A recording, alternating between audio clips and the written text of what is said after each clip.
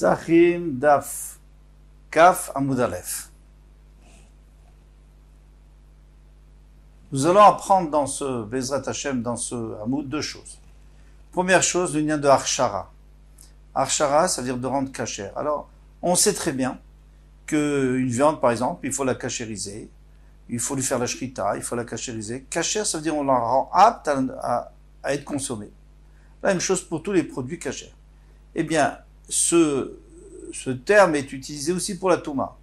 Une chose qui n'a pas été mourcha, qui n'a pas été cachérisée pour recevoir la touma, ne recevra pas la touma. Par exemple, un fruit et un légume qui a été cueilli et qui n'a jamais été mouillé. S'il a été mouillé sur l'arbre, c'est pas grave.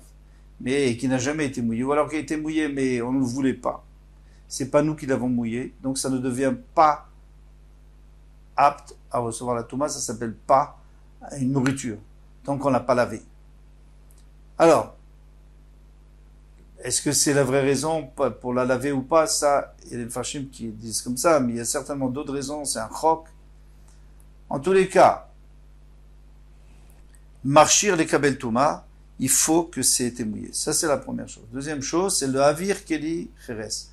On sait qu'un ustensile en métal, en bois, eh bien, il devient tamé quand on le touche, de l'intérieur, de l'extérieur, comme on veut. Et ensuite, il faut le mettre, on le met au mikvé et il devient tahor. Tandis qu'un keli cheres, c'est totalement différent. Un ustensile en terre cuite, il ne prend pas la touma par l'extérieur, que par l'intérieur. Mais même si on ne touche pas l'intérieur, même si le reptile mort, par exemple, est sur un fil, il descend, on le fait descendre, et il touche juste l'atmosphère. Il est dans l'atmosphère du keli, le keli est tamé. Ça, c'est les deux choses qu'on va développer, Bezrat Hashem, aujourd'hui. Et on peut commencer à la troisième ligne. Haï Bassar. Alors, vous vous souvenez qu'on avait vu une édoute dans les douillottes, il y avait un témoignage, que lorsqu'on avait trouvé une aiguille dans la chair d'un korban, eh bien, l'aiguille était avatouma, puisqu'elle avait touché un tamémet, et elle est restée avatouma. On avait expliqué que cherevaru kechalal. Eh bien, à ce moment-là, la chair est riche en la touma. Mais pas les kélim. Ça rend pas tamé les kélim, ça rend pas tamé le couteau, ça rend pas tamé les mains du Kohen. Haï bassa, dit kachar bemay. Alors maintenant, dis-moi, comment est-ce que cette viande, elle a été rendue kachère à recevoir la touma, comment elle a été préparée pour recevoir la touma? Il m'a dit kachar bedam, si tu me dis que c'est le sang de la shrita, d'où sait-on que le dam des sacrifices n'est pas marchir la viande? Il y a écrit que tu boiras pas du sang. Alors si je prie nous quand même, tu dois le jeter à terre comme de l'eau. C'est-à-dire que le sang et l'eau, c'est la même chose. De la même manière que l'eau est marchir, le sang aussi. Mais ici, on parle du sang que tu jettes à terre, que tu n'as pas le droit de manger. Dam shinishpar kamay marchir. Le sang qui est versé à terre, dont on veut se débarrasser, il est marchir. Veshenon nishpar kamay mais marchir. Mais celui qu'on verse pas par terre, puisqu'on doit le récupérer dans un keli pour l'asperger sur le misbeach, donc le sang de la shrita, donc lui il n'est pas marchir. Alors pourquoi est-ce que tu me dis que cette viande reçoit la touma? Peut-être qu'il y avait des liquides, il y avait des liquides, toujours aux abattoirs, de l'eau, du sang, et ça, peut-être que ça a touché, ça l'a rendu cachère. Pourtant Rabbi Yossi Chanina dit, les liquides qui sont dans les abattoirs, non seulement qui sont purs, qui deviennent pas tamés eux-mêmes, et là, chez une marchirine, ils peuvent pas rendre apte, ils peuvent pas être marchir quelque chose pour recevoir la touma.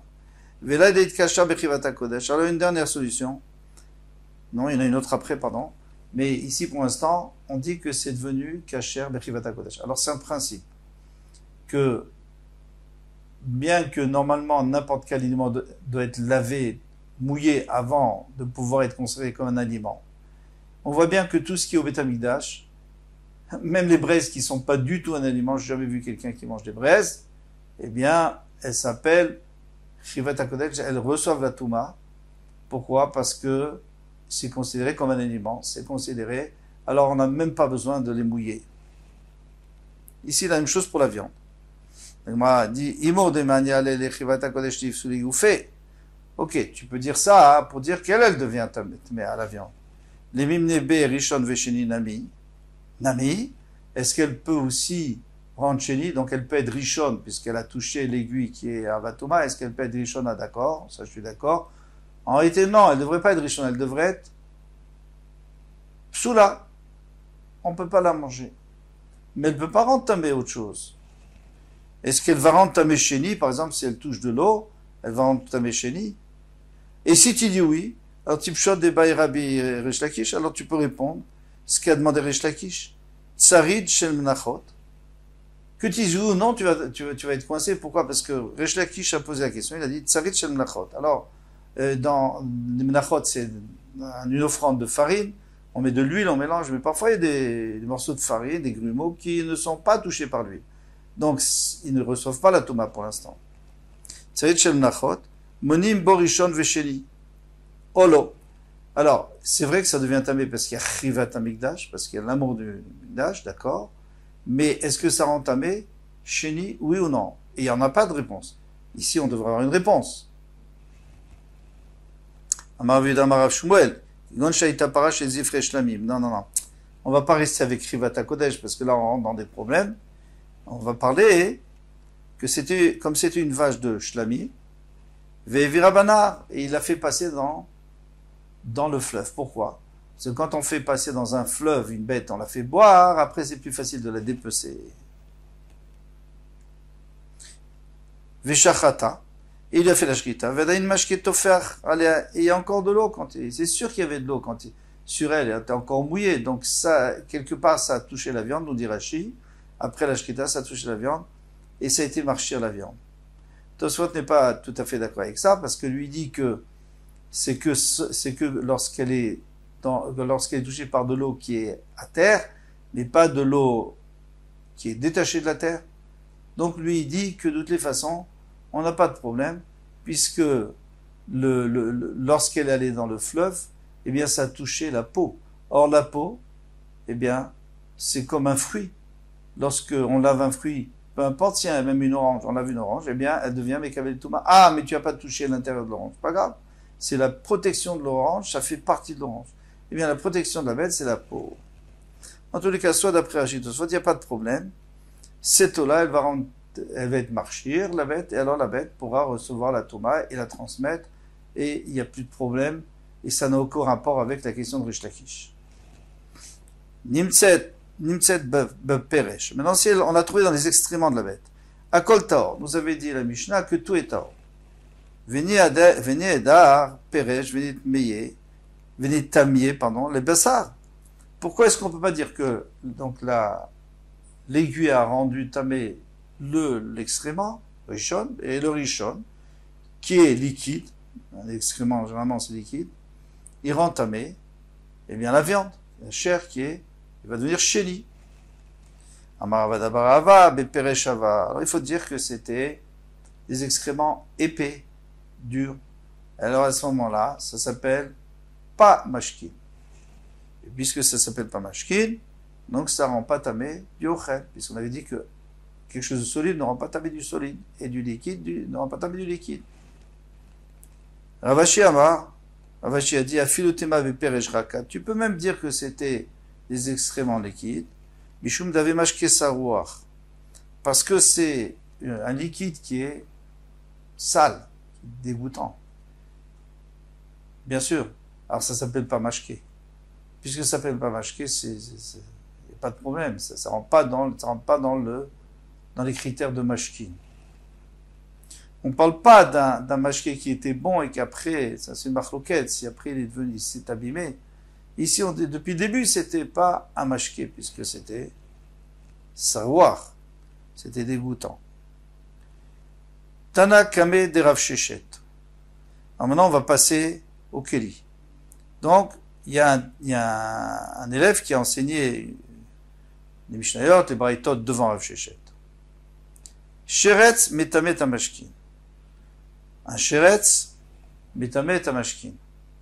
Alors, qu'est-ce qui s'est passé? Il y a le sheretz qui a touché de l'eau. Donc l'eau ou le liquide, il est devenu rishon.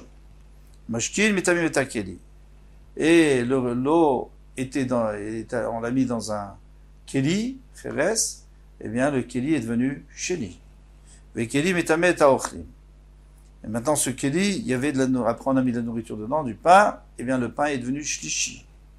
Vaochalin, et les pains, metamim metamashkin. Ça peut entamer d'autres boissons, révi.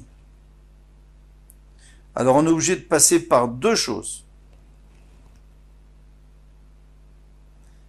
Velamadnou, shalosh tumot vesheretz, on a appris trois choses dans le sheretz, on va demander tout de suite, en réalité il y en a quatre.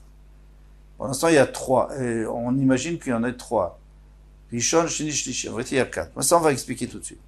Mais déjà on est obligé de faire appel à certaines svarot. D'abord il faut faire appel à Rabbi Yehuda, qui dit que mashkin metamim kelim, que parce qu'ici, les liquides qui ont touché le sheretz, ensuite elles ont touché un keli, l'ont rendu tamé. Donc il faut aller d'après Rabbi Yehuda. Ok, on peut aller d'après Rabbi Yehuda, bien qu'en vérité il a changé d'avis après. Mais on peut aller d'après Rabbi Yehuda avant qu'il change d'avis. Ensuite il faut aussi faire appel à Rabbi Akiva, parce que c'est Rabbi Akiva qui dit que on peut arriver à shlishi dans chulin. Admettons, laissons tomber le révi qu'on va voir, qu'on va essayer de répondre. Mais le shlishi, il n'y a pas dans chulin normalement.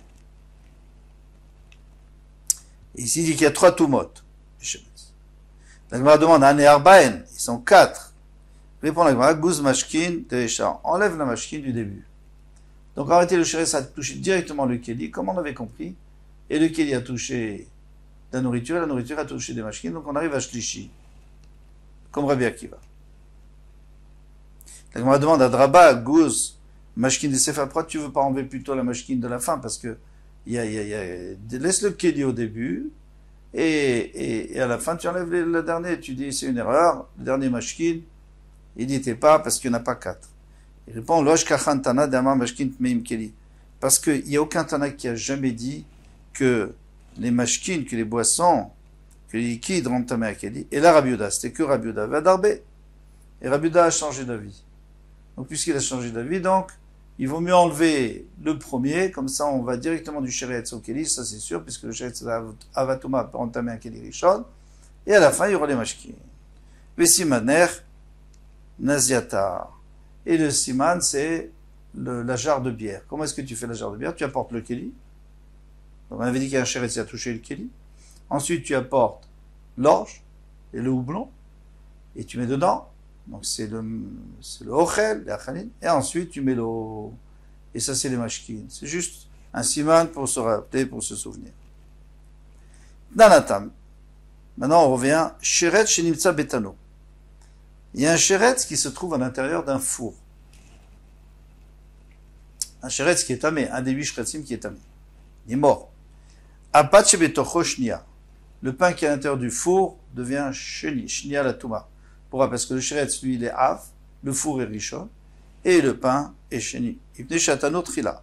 Parce que tanour, il est rishon. Trila, c'est le début des toldot, des enfants de la touma. Amarle, ravadabarava le rava, ravadabarava le rava, venir zela et tanour, kemadnemale touma dami. Alors, il dit quelque chose de très logique. Il dit, comment ça se fait que le tanour, le sheretz n'a jamais touché le tanour, il est juste rentré dans l'atmosphère du tanour, et il a rendu tamé le tanour. Alors pour moi, dans ma tête, ça veut dire quoi? Ça veut dire qu'il a rendu toute l'atmosphère tméa. Sinon, comment il a rendu tamé le tanour? Et si l'atmosphère est tméa, donc le pain qui est dans le tanour en train de cuire, eh bien, il est en contact avec cette atmosphère, donc il doit devenir rishon, pas sheni. VTVA pas de rishonat, donc le pain devrait être rishon. Amar lilos al kadatariti, ça peut même pas monter à ton esprit une chose pareille. Que quoi? Que toute l'atmosphère est tméa. Et Tania, parce qu'on enseigne dans une braïta, yachol yu kol kelim etamim me'avir cheres. J'aurais pu croire que tous les kelim, si dans ce keli cheres, dans cette jarre, dans ce four, il y avait d'autres ustensiles, alors j'aurais pu croire qu'ils deviennent tamés, me'avir cheres. Par exemple, une cuillère, un bol, tout ça, ça devrait être tamé. Si tu me dis que toute l'atmosphère est tméa, alors aussi, ce qui est dedans, tourne la page, Talmud Lomar, c'est-à-dire que la Torah nous dit, Kol Hashav Betocho Yitma, tout ce qui est intérieur devient tamé, Vesamichle Mikol Haochel. Ça, c'est seulement, juste après le passage qui dit, c'est de la nourriture. Ochel Metamé Me'avir Klicheres. Donc, c'est la nourriture qui peut devenir tamé. Tmea. Ven Kol Kelim Metamé Me'avir Klicheres. Et pas les autres kelim. Et si tu me dis que toute l'atmosphère est en contact avec le Sheretz, alors le Keli qui rentre, il devrait recevoir la Toma, parce que de Avatoma, tout le monde peut recevoir la Toma, même un homme. Donc on est obligé de dire qu'en réalité l'atmosphère n'est pas Tmea, c'est juste qu'il y a un chok de la Torah, donc c'est une loi qu'on ne peut pas vraiment comprendre, que à partir du moment où il est à l'intérieur, eh bien tout le Keli est tamé, et puis il faut le jeter, il faut le casser, on ne peut rien faire avec. Parce qu'on ne peut pas tremper au mikvé, ça ne sert à rien, un klicheres. Alors Rachid nous rajoute quelque chose d'extraordinaire ici, qui nous aide beaucoup dans tout ce qu'on a vu jusqu'à présent. C'est que de ce morceau de Mara, on peut apprendre beaucoup de choses. On peut apprendre d'abord